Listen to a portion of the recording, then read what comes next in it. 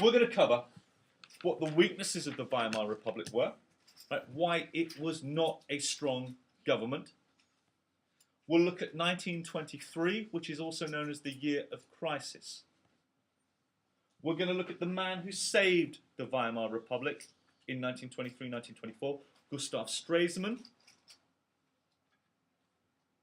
and the golden years of Weimar Germany, which lead up to 1929 and the Wall Street crash. We will then finally look at the impact the crash has on Germany and why the crash brings Germany down. Some of you may remember, as we talk about the Wall Street crash, without that, we would probably never heard of Adolf Hitler. Okay? So, your key dates, 1919 to 1933, Germany is known as the Weimar Republic. Okay? 1923 is the year of crisis. Now, some of you are dates people. Right? You're dates people. 1923 is the year of crisis. Stresemann and the golden years are 1924 to 1929. What's 1923? Oh. And the Wall Street crash is 1929. All right? You need to know all of those dates. You need to know all of those dates. One more time. 1919, 1933, Germany is known as the Weimar Republic. 1923 is the year of crisis. Stresemann and the golden years are 1924 to 1929. And the Wall Street crash is 1929. All right? 29. Okay. Who needs dates? Who needs dates? Who thinks chronologically? Good. Good. I say good. It's what works for you, isn't it? That's how I do it. That's how I do it. Okay. Right. Let's move on then. So firstly, why was the Weimar Republic weak and why was it unpopular? That's the key question if you want to work with that. Why was it weak and why was it unpopular? Okay, right. The weakness of Weimar eventually allows the Nazis to come to power. And the whole story of Nazi Germany leads on from there. Okay, so how did Weimar Germany come about? It came about because Germany was defeated in World War I. And it is the Weimar government, that kind of takes responsibility for that defeat, for signing the Treaty of Versailles. You don't want to be associated with being on the losing side. Weimar Republic was the loser. No one likes a loser, especially the Germans, a proud nation of people who genuinely believed they were going to win the war, suddenly lose the war in 1918. A huge shock. And they blame it on their leaders. Your bad exam result, blame it on the teacher. Bad football result, blame it on the manager. Right.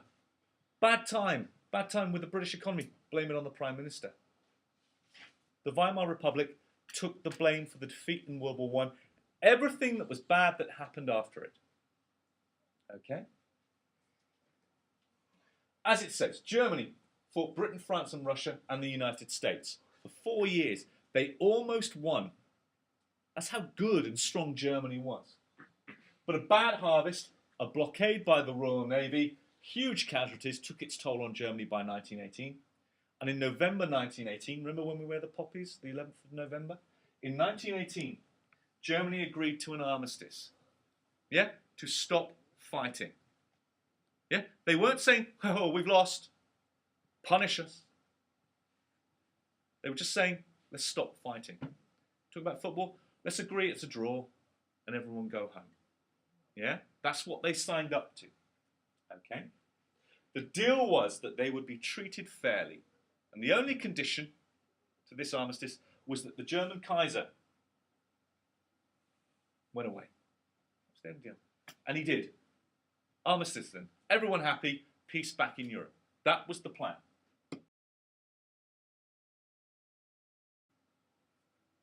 But it didn't happen. It didn't happen. Because we know the Germans were forced to sign the Treaty of Versailles. Okay? The T-O-V, the Treaty of Versailles. Okay. We also know that many Germans could not explain how they went from almost winning the war to failing to win the war. And they claim that they've been stabbed in the back. Everyone happy with that? Everyone heard that before. They claimed they were stabbed in the back. Okay? And the people who they blamed was the government that signed the armistice in the Treaty of Versailles. That was the Weimar government. They hated them for it.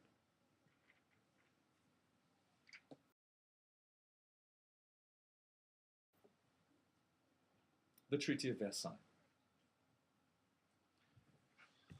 Could Hitler have become dictator of Germany without the Treaty of Versailles? That's a big question, isn't it?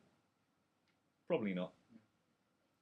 Those of you who like your images, how many of you have got that image when you think of the Treaty of Versailles, you think of the lamb? Don't go thinking of a sheep, it doesn't work. You've got to think of the lamb. Okay? The Treaty of Versailles is the treaty that the British and the French and the Americans make Germany sign to punish them for starting the war. And you need to know what the terms of the Treaty of Versailles were. Land, army, money, blame. Okay? So, they lost their empire, and I think it's fair, they lost 20% of Germany. It was taken away from them. East Germany. Some parts of East Germany, you're right. Their army, which had been vast, Germany likes their big armies, reduced to 100,000 men. So, you know, that's their ego seriously being damaged. And their ability to defend themselves, taken away. 100,000 men, tiny. They were punished financially. Now, there is a posh word that we use for that punishment called reparations. Now, that would cripple the German economy. £6.6 billion. And finally, the blame. Now, I'd like you all to be able to remember LAMB. I'd like you to be able to remember LAM. Okay? I'd like you to be able to remember some of the specifics. If you want to be really clever about this, I want Tom to be able to tell me which one is the most important. Which one would have really upset the Germans the most and why? That's a matter of opinion.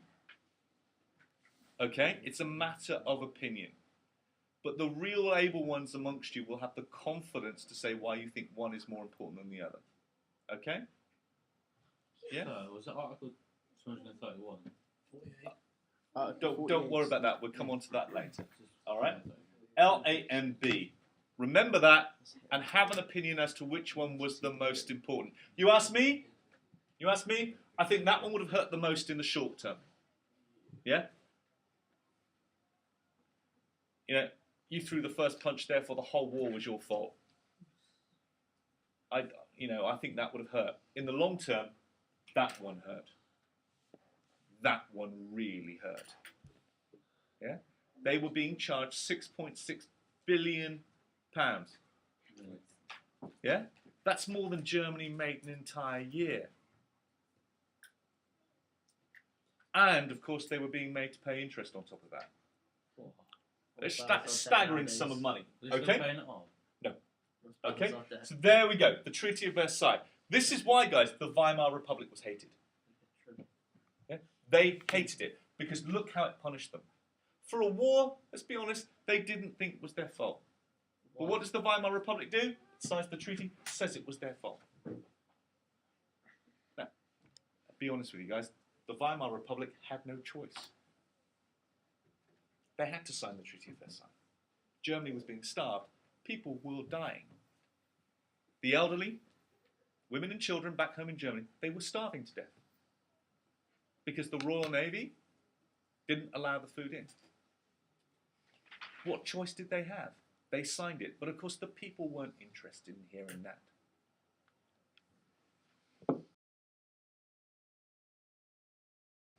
Okay. Its second weakness, okay, was that it was a democratic government. Germany had no experience of democracy. You were asking people to vote who'd never voted before. You were asking people to have opinions who'd never had opinions before. You know how hard that is when you're put on the spot. What do you think about X, Y, or Z? Don't know. And not only was now Germany a democracy, it was going to be a very special type of democracy, a very fair democracy. They were going to introduce this kind of democracy, proportional representation. Okay? And proportional representation normally results in very, very fair government, but very weak government. PR, proportional representation. Okay? Was it Germany was never going to have strong government under this system. Does it lead to a weak government? And it will lead to weak government. It would lead to what we call here coalition governments. That's when no party got a majority of the seats, so they had to work with someone else. And of course, we know that that causes problems because the parties wouldn't choose to work with each other, but have to. We have a coalition government at the moment, don't we, in our country? It doesn't happen that often. We have one at the minute, and the Liberals, for example, in our government, they didn't want to charge people to go to university, but they're now saying that they have to because that's what their coalition partners want to happen. Okay? So it's very difficult.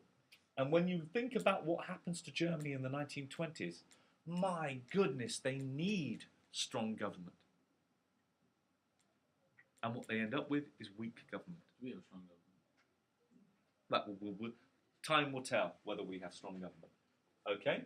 So proportional representation, and also we have Article 48. Very important, Article 48, because Article 48 is what we call the back door to dictatorship.